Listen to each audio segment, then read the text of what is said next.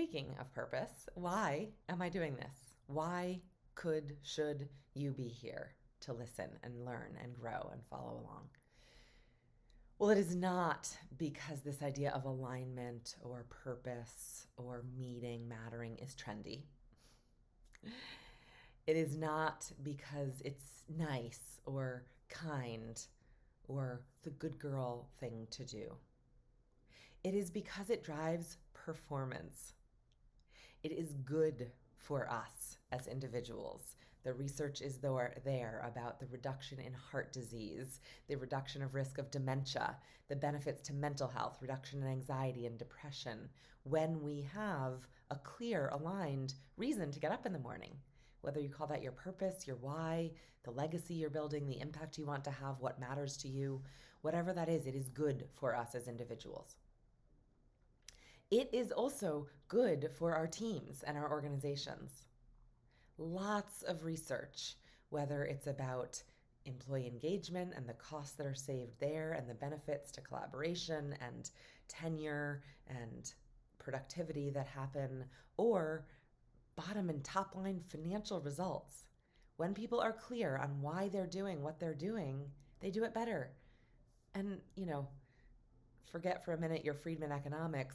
This is not rocket science. It's actually not very hard to believe, right? That if you know why you're doing something, you do it better, you do it longer, you do it more joyfully. And that is good for business. Period, bottom line. Finally, it is good for the world when we're connected to the true life that we want to live, our all, the outcomes that we want to see. Because almost no one, not quite no one on the planet, almost zero humans wake up wanting to burn more carbon than they need to burn, or hold someone down because of a religious belief or a preference of lifestyle, right? Those things happen. By no means am I an ostrich head in the sand suggesting that they don't. But when we are in touch with our true selves and what we really actually care about, the people we love, the world we want to see for our children or grandchildren, biological or communal, we do good things. We make good choices. And so, doing this work, leading in 3D, finding and then having your all is good for everyone. It's a win-win-win. How great is that? And I'll share a quick story to illustrate it of a very fast growing logistics company that it was during COVID when we were working together. You can imagine what they were going through, positive growth, but all of the challenges that fast growth can bring. And so I was working with one of the leadership team, and they had just named one of the people on their team a people manager for the first time. This person had really been keen to have management responsibility. And so as the company was growing, they needed great kind of mid-level managers. And so that worked out, and this person got that role they wanted. So fast forward several weeks, and they were, their team was thriving. They were doing a lot, one-on-ones every week, and following up with resources to address the challenges that all of their team members had felt and expressed. And about a month and a half into that new role, this person was putting their daughter to bed at night. And the daughter looked up, and dad all of a sudden was like, whoa, something's not right. And so, of course, is like, what? And daughter says, when are we going to cook together again? And dad's heart sinks and eyes well up, and he realizes that in the 6 weeks that he's had these new people manager responsibilities, which he's loving and waited so long to have and are going so well, he had dropped this other really core high priority investment of cooking dinner with his daughter on Tuesday, Wednesdays, and Thursdays when they were together. And so he goes into a total tailspin. He hardly sleeps that night, trying to figure out what he's going to give up. Do I have to give up the people management role? Do I not get to cook with my daughter anymore for the next 5 years until I figure out a more efficient way to do this management stuff?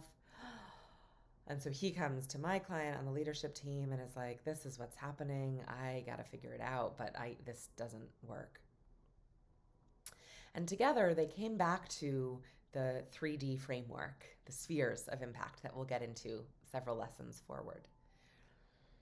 And it was obvious all of a sudden. He was looking at the spheres and what he's doing at home and for himself and family and job and workplace and all the different elements of contributing to the outcomes he cares about. And he realized that he was misaligned. He was over investing in this new part of his job. Not shockingly, right? We tend to come kind of all in to those new responsibilities or projects with the excitement and eagerness and ambition that is fabulous.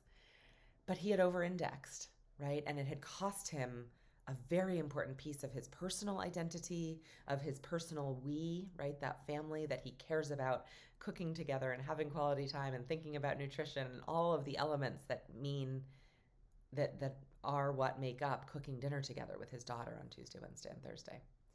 And so he rebalanced. He talked to the direct reports and said, okay, what if we do a group one on one and you go find your own resources rather than me finding the time to, get them all? We do maybe a monthly one on one apart from these group calls. And, that'll allow me to have dinner with my daughter. And so, sure enough, the team responded fabulously. They were so stoked to have this new manager modeling balance and boundaries around work versus personal and really making intentional investments. And so that, of course, made, the leadership team member that I was working with as well light up because they've got this highly skilled, self-aware new manager modeling balance and high performance and all of this that is a dream. And so here's the win-win-win, right? All of a sudden he's happy as a proud invested dad and the identity and the legacy that matters to him as a person. His daughter and he have this routine back and they're jamming and having good nutrition and quality time. His direct reports are supported in the ways they need to be. They're being even more resourceful to find what they need to learn on the things that are challenging. His leadership team is thrilled and actually, has a new model, not only one person, but a model for effective mid-level management. And the world is better because you've got this young girl who's learning about nutrition and cooking with her dad with a positive role model of a man who works and is committed to that, but also nurtures at home. So that is the win-win-win beauty of leading in 3D.